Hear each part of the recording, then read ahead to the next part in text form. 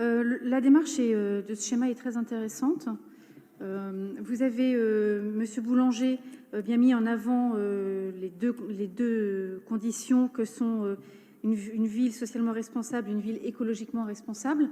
Donc c'est finalement une suite logique de démarches qu'on avait déjà engagées, mais vous l'avez dit, Monsieur Boulanger, notamment sur les heures d'insertion qui ont été utilisées, et donc ça vous permet d'aller plus loin et c'est tant mieux.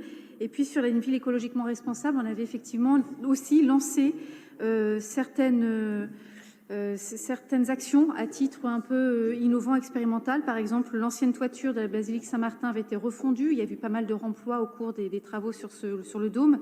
Et puis, les démolitions du Sanitas, certains des bâtiments sont en pierre. Il était prévu le remploi des pierres, donc une démolition un peu plus lente, mais pour pouvoir reprendre les pierres et les remployer. Donc, cette marche supplémentaire est très intéressante. Donc, merci beaucoup.